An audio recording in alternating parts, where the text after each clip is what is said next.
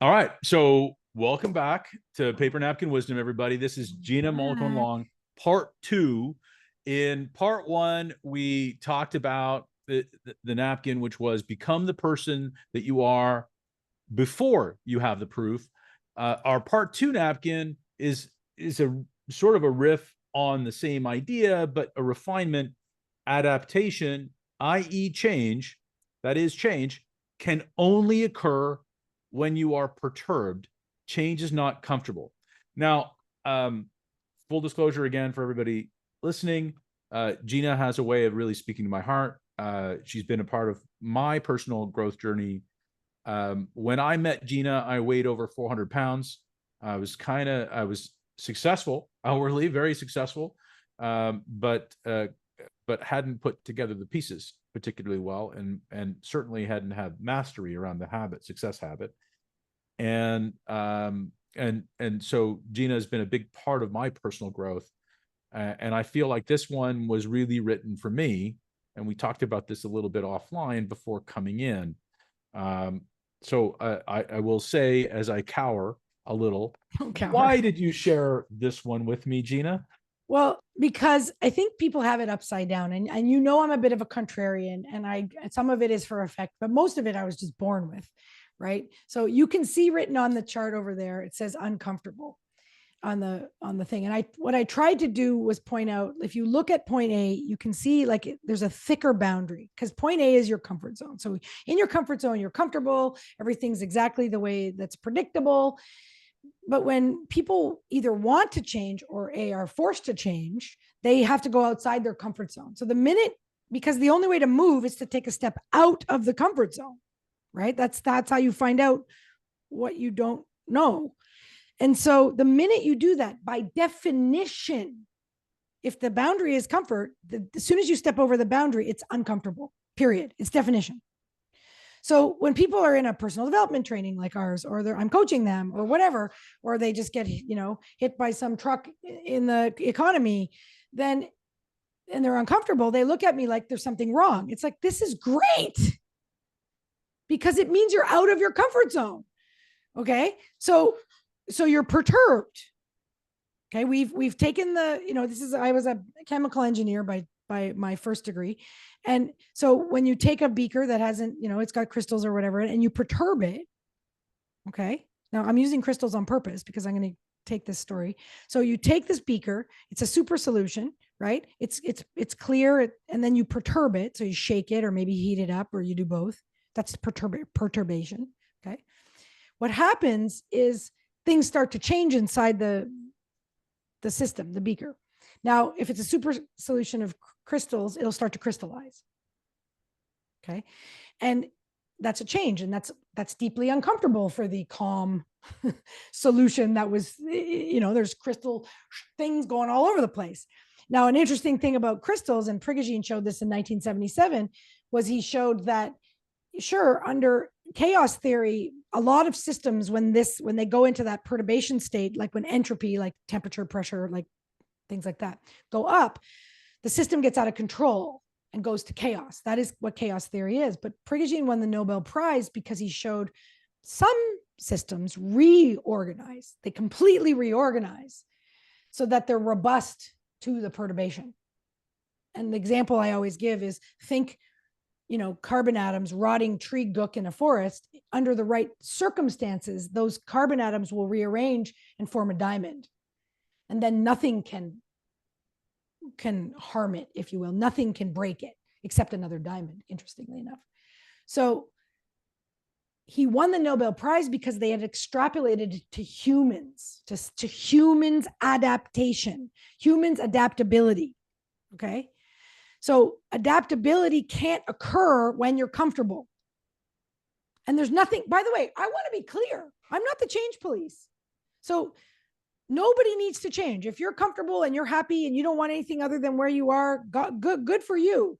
But the average person, especially the people that come to my rooms or my classrooms or whatever, my audiences, they want something. They want more money, better relationship, better health, all of the above, right? Want to talk to their teenagers, blah, blah, blah.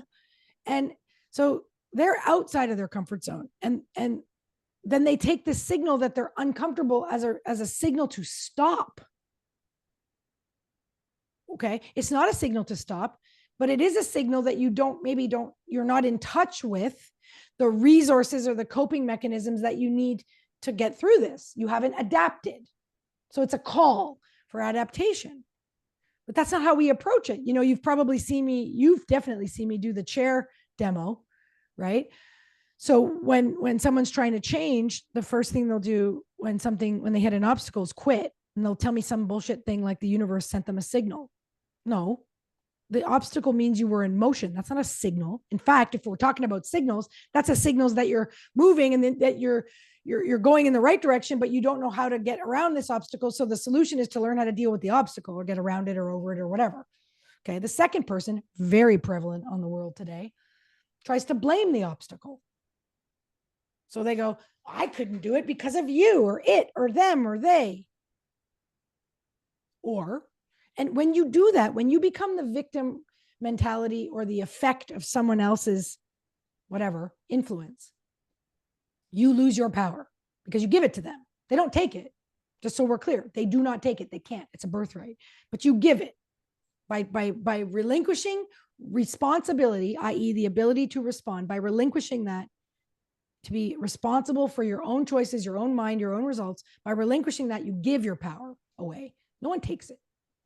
So that's very prevalent, by the way, on the world today. He made me this, she made me that, blah, blah, blah, blah, blah. Okay. And I'll use a really profound example if we have time. And then the third type of person is usually the type of people that you and I hang around with, which are people who have been successful, like you said.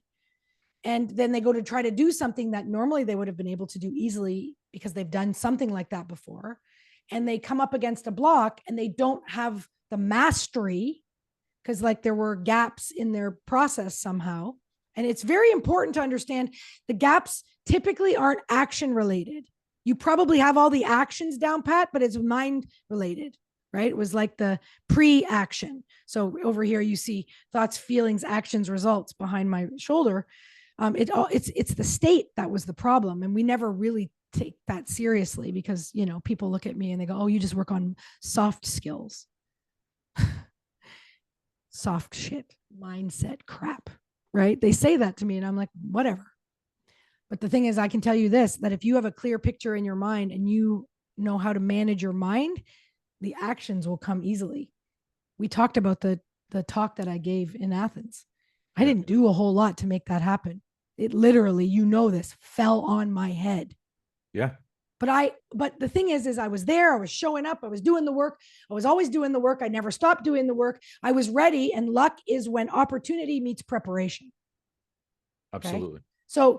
So adaptation. So what I say to people, if you were to come to a training, the first thing I'll say to you is, if you were hoping that this was going to make you more comfortable, you should probably go now. Because what it's actually going to do, because as we attempt to get better and better and better, we expose ourselves to more and more challenge. So there is no comfort zone. You get a brief reprieve. And then the next, when you get to the acme of your performance, think of when you were, 20 and the absolute acme is a Greek word for peak. The absolute acme of your performance was whatever it was, getting a good grade, getting a job, whatever. Now look back at that and think how small that was. So whenever you get to your peak or your acme and you look in the distance, it's like hiking. You look in the distance, there's always another freaking mountain. Yeah. So you spend a bit of time there, and then the next challenge comes and you can, adapt your program or not. But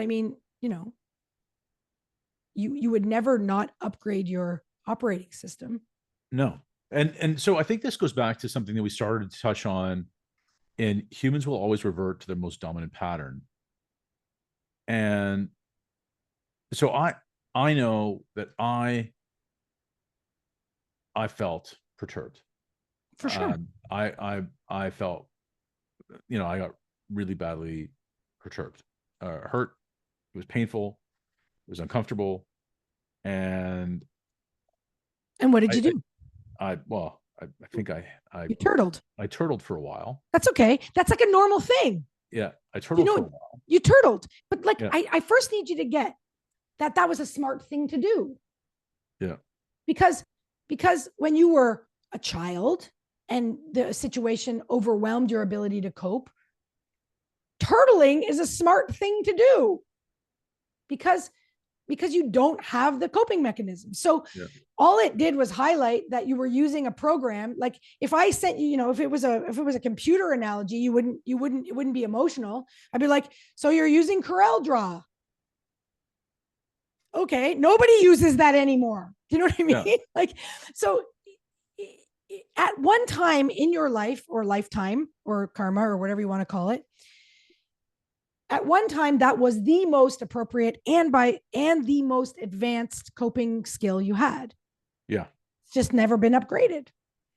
So the stress gave you the opportunity to upgrade it. Now, what I want to tell you, my friend, is this. By virtue of the fact that you just started doing the things that you stopped doing when you turtled, it means you're already moving towards a new upgrade. Yeah. So, and that was the second part of that really hit me hard. When you told the story in the first place and came up with humans reverting to their most tolerant pattern, I came back to paper napkin. I came back because you love it. Yeah, I came back to when I felt like I was winning every single day and just being like I love this. It was really interesting where today I was at the gym and my trainer listens to Paper Napkin, and which is a weird thing to be around people who listen to. Not at all. Yeah, things. But I get you. So I'm and he said, oh man, I checked out this old episode, the old episode with Michael Walsh from, first season. So this is like 11 years old. Yeah. And it's about energy buckets. And he goes, you're so good at it. And it's clear you love this. Like you love it. And I do. I love shining a light on these tools that are there for everybody to pick up. Oh, and by the way, I'm going to pick them up too. Why do you think you do it? That's the only reason why I do it. We teach what we need to learn. Yeah. Sort of spoiler alert. That's why I do it. And that was what my devious little plan. I'm going to get all these great people to tell me what they do because I want to learn from them. And they'll tell me if I put a microphone in front of them. Yes. And here we are. And I do love it. The only way for me to reach my own greatness, believe me, I've tried other ways, is to do it through other people's greatness. I can't do it any other way. Yeah. It's a big realization. We're here to do what we're meant to do. I'm going to argue that you suffered because you deviated from that. Oh, I heavily deviated. I actually decided that wasn't for me.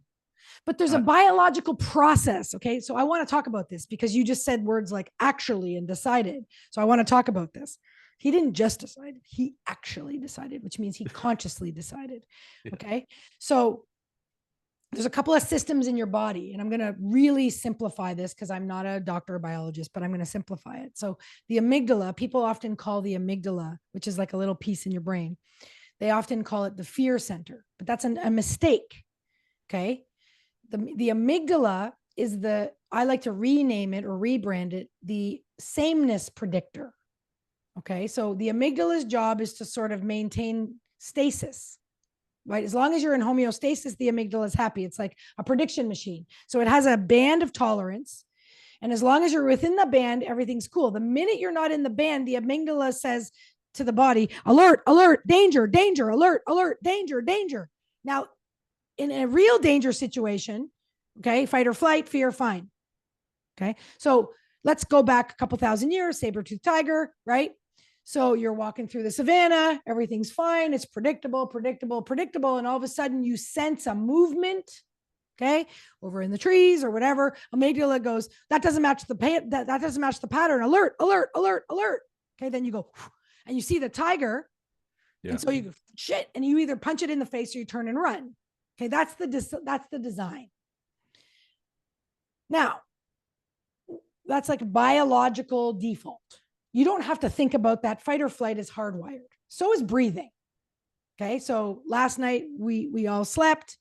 We our body was breathed, even though we didn't think about it. So it's hardwired. Okay.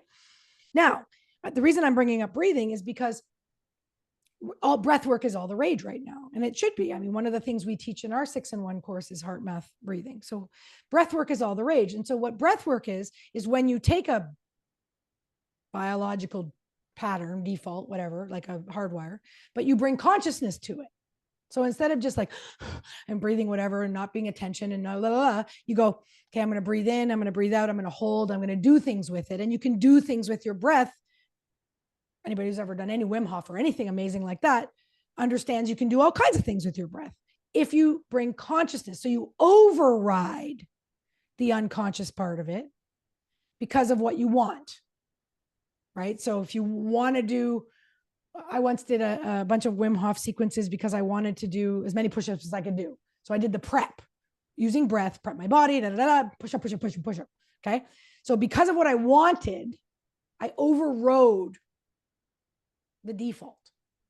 So let's go back to the amygdala and you pursuing what you want in your life.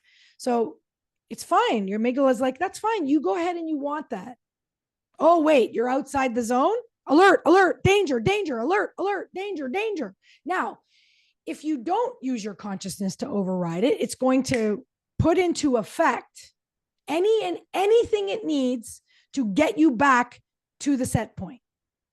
So you will actually like logically decide things. Okay. You will take behaviors. And if you think I'm joking, just observe humanity in the last 5 years and ask yourself if it makes any sense in hindsight. But at the time, people were like, this makes complete sense. No, it didn't. Okay. But we'll tell ourselves the amygdala will make us, operate in such a way, and it doesn't make us, but it sends the signals, the cortical signals and blah, blah, blah, blah. But we will operate in such a way that makes sense to bring us back to set point because our very survival is threatened, so to speak. Okay. That's the default program. Now, what you can do when alert, alert, alert goes off is if you bring consciousness to the process, like you would with the breathing, and you say, but this is what I want. I'm not actually in any danger here. I look over to the bush on the savannah and I go, that's not a tiger. It's just the wind. And you keep walking in the direction that you were walking. But notice the breath I just took or whatever I did, like to cope with the threat inside, causes the threat inside to subside, and then I'm able to proceed.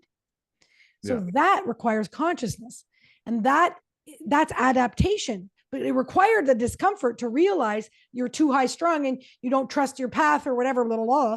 And so what I say to people is the amygdala is in the brain, and the brain is a prediction machine. That's its job. It's literally its job. But your desires come from your heart. Okay. Now the heart has its own intrinsic nervous system, but that's that's another podcast.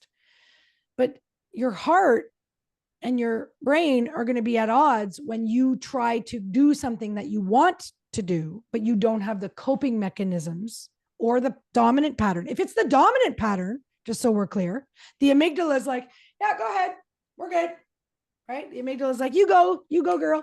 Because it's a dominant pattern. So that's the game. If you want to be comfortable with that performance level, you have to get it to be the dominant program. If it's not the dominant program, but you've done it, so you've been through point C, then as you get more stress, as you're acting the program, you'll either revert, like you'll forget everything you knew and you'll go back to some old program, or you'll push through it because you are consciously overriding the stop button, right? Mm-hmm. And that requires desire and willingness.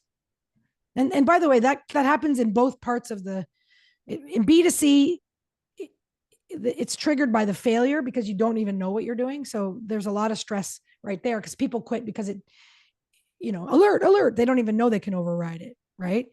Yeah. And then once you get to point C and you have a program, then the program will run successfully until the conditions change. And then when the conditions change, the program might not be appropriate. It might need some tweaking or an upgrade, or not necessarily change the whole thing, but I'm trying to use a machine analogy here. So you tweak it and then it'll be fine. Or maybe you have to throw it out completely and get a new one. But there's a whole amygdala response when things change. It doesn't matter what's changing. Its job is to not to prevent you from changing, but to keep you in a set point or a stasis. Okay. So one of the things I do just by nature, and I guess I didn't really always understand the biology of this, just so we're clear, but all my life I've thrown myself into situations on purpose that push me past my capacity to cope. And then I scramble, because here's the thing. And I wanted to talk about your trainer, because your trainer is a very important key here, because we know this so well when it comes to physical training.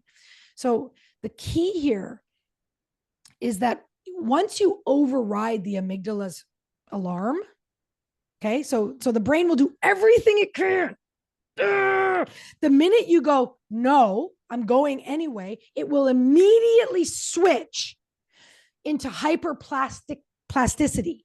So it'll switch. So it'll go from being the most closed-minded, obstinate son of a bitch to being the most open-minded, find a solution at all costs, because you have to now. Because the first alarm bell couldn't work. So you had to dig deeper. And in order to dig deeper, it has to open the brain capacity. It's called brain plasticity, and find connections that were right in front of your face, by the way, 10 seconds ago, but it was closed to them. It has to open to them. So you become like super plastic. Okay. And that's what a breakthrough is, right? That's why I do breakthrough coaching. Now, your trainer will know this, and we know this in physical training. So we know that if you just go to the gym, by the way, that doesn't build any weights, but it's step one. You can't build your muscles without going to the gym. You got to go to the gym. Then you got to learn how to do it right. But if you go there and just like, and you're like, oh yeah, it's totally right, and it's easy and it doesn't hurt, and there's no perturbation, if you will, nothing really happens. Okay. Everybody knows that in order to build muscle, you have to actually tear the muscle. Now, not tear it off your arm. Okay. So you have to do it right in a controlled situation or whatever. But if you do all that, that's what trainers are for. Okay. That's the pattern. If you do all that, there are 3 types of muscle fibers. My trainer wrote a really good book called Deep Fitness, and we get along like a house on fire, because he's doing what I'm doing for the mind, what he's doing for the body. And he basically said there's 3 types of muscle fibers. There's the ones the long ones that you use like all the time. They're the pattern ones. It's like you brush your teeth, you do, those are they're patterns, and they use the least amount of energy because they're the same. Once you exhaust those, then your body goes into the medium ones. Now they're like quasi-patterned. They require more energy, but you can, if you're opening a lid or whatever, they give you a little bit more. And then there's the muscle fibers that you activate if you have to lift up a car, because your kid is, like you've seen this, right? Where the average housewife walks down the street, and then their dog goes, and they lift the car. Now, you don't lift it for long, and obviously afterwards there may be repercussions, but that is only triggered when you've completely run out of resources in long and medium fibers. So the short muscle fibers are the really, really important ones. And in order to adapt those, you have to get into them. In order to get into them, you have to fail the first level, fail the second level. And then the body's like, oh crap. And it uses the short muscles, okay, short muscle fibers to whatever you're doing. And then you do the acute thing, like you hold in a controlled environment, you hold it for 30 seconds or something. Okay. And then at night, when you're resting and repairing, your body's like, okay, we need to have an emergency meeting. We almost died today. So I want you to lay down the extra strength right now. Do that right now. That is the number one priority, because our actual existence was here. Put that down right now. Put that down right now. And the next day, or after you recover the muscles, let's say next week, this literally happens to me on a regular basis. You can easily do the thing that you had to, like, easily. Mm-hmm. The first time I Yeah. ever went to work out with this guy, I was doing something and I was like, right. And I just like let it go. I couldn't do it. I was like, come on. I was trying to do it with my will. Right. And then the next week, after we'd done our little sequence, the next week I came back and I was like, okay, I'm holding on to this thing. I am not letting go. Right. And I was like, and then after I said to him, did I do it? Did I do it? Did I do the thing? He's like, oh yeah. Like that, the thing we did last week was your warm up for this week. This one was 30 pounds heavier. Yeah. And I was like, oh my God, that's what I do for the mind. Yeah. So there's like, if you think of the analogy, there's 3 levels. So in life, you get perturbed, at the sort of surface level and you cope with it. And then maybe you take it to DEFCON 2 and you learn some breathwork techniques to deal with stress or whatever. And then every once in a while, you get an opportunity to perturb the 3rd level, really perturb and adapt. And so what I say to people, and I'm going to say this to you, you might not like it. First of all, you wouldn't have created the situation if you didn't already have the ability to cope with it. I'm not saying you did cope with it, but I'm saying you probably had opportunities along the way that you shied away from. And then, Oprah said once, God speaks to me in whispers, and every once in a while she comes by and smacks me with a cosmic 2x4. Okay. So it was a cosmic 2x4. And you turtled, which you should turtle if somebody hits you with a 2x4. But then there's that, thing I say in Successful Failing, which is self-esteem doesn't come from never failing. It comes from being face down in the mud and sticking that hand up and deciding to get back up. I am not staying down here. Hell no. And that is the 3rd, that when you do that, you got to see, in order to do that, you have to be face down in the mud. But when you see that, and when you do that, that's when major breakthrough adaptation occurs. Major breakthrough. Yeah. Okay. And then you have to, but the first step, like you said, you just started doing these podcasts again. That's you face down in the mud going, nope, nope, that's not happening.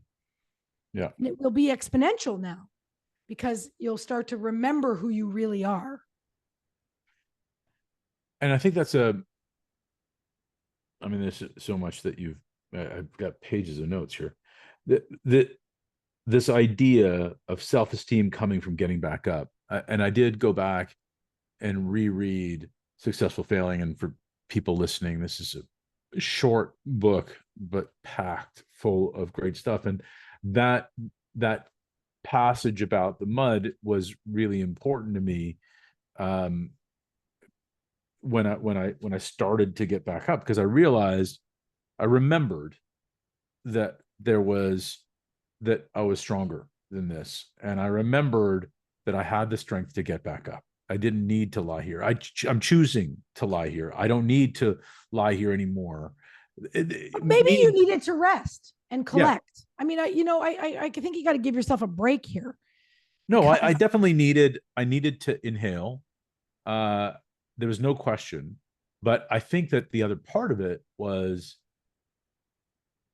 it was time to get back up, right. and I had enough to do that. Yeah. And I had the pathway to do that.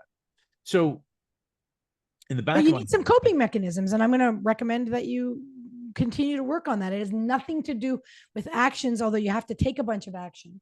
It has to do with the way you set your state. Focus on what you want, choose positive emotions, have a physiology of power, right? And optimize those 3 things. You do that and then take massive action, and you can't not become the person who you are. It's just, you can't not, you must. Yeah, you must. And it feels, though I'm closely connected to where I was, because it's the journey, and that's where that's the part of the conversation that we're having. I really do feel, I do not feel like I'm in hell anymore. And I don't believe I think we should just redefine let's have a party in hell, right? Like, yeah. Like I have this weird vision that one day people will welcome failure Not like I hope I fail. That's stupid. But I mean, there's this quote I put up in our base training by Eckhart Tolle that says, accept the present moment as if you had chosen it yourself. The word that's key in that quote, why I like it, is the word choose. So imagine you got a menu, okay, for your day. And it said, eat a hot fudge sundae, run in a meadow with unicorns, or fall flat on your face in the mud and get your ass kicked. Right? I hold a vision that people look at that menu and go, I'm going for the ass kicking, because there's a portal to greatness there. There's like an ad, you know what I mean? Like there's a, Yeah. And I'm not saying I don't enjoy running through meadows with unicorns, just so we're clear. I too, like, what did Banksy say? Learn to rest, not to quit. I like resting. Okay. I like resting, but I can't not be who I am. And I find that whenever I actually decide not to do things, I just end up with a world of pain afterwards. Yeah. So I just, I like to follow really prophetic advice, like just keep swimming, right? Like, yeah, like, all my real profound insights come from cartoons. That's right. Seriously. But I think this is, to me, and I hope for people listening, I hope you've been on this journey with us, and I hope that for you it was helpful to hear me relate to Gina's story. But if you're relating to this in this way, I really like this idea that welcome failure, accept the present moment as if you'd chosen it yourself, and recognize that change is not comfortable. Adaptation only happens when you're perturbed. And I'm always grateful. I always go back. I often go back. Sometimes maybe not often enough, to one of the first things you said. We sat down at Play Food and Wine. We ordered a beautiful bottle of wine. Yeah. We sat down in the bar, and you leaned into me the way that Gina leans into you. And she says, I don't know much about you. Let's talk. Tell me about your story. And I told you about where I was. And I at the time at a very large company, we were doing very big things. And you looked at me, you all looked through me, and you said, and I don't know if you remember this, but you said to me, just said, man, there's a lot of ups and downs in your life. It feels like somebody told you that life is full of these ups and downs. Why did you believe them? Right. And I don't think I've ever lost that statement. And I don't believe, and I don't think that I ever really understood that I chose to believe that. Life is full of ups and downs. I think the thing I was questioning was whether you believed you could handle it, right? Yeah. Like that it was inevitable, that it was going to fall because it had risen. Yeah. I think that's that's a better way of phrasing the conversation at the time. Yeah. So I think that today is a great reminder that when I feel that discomfort, it's time to go back to the habit, to be more intentional.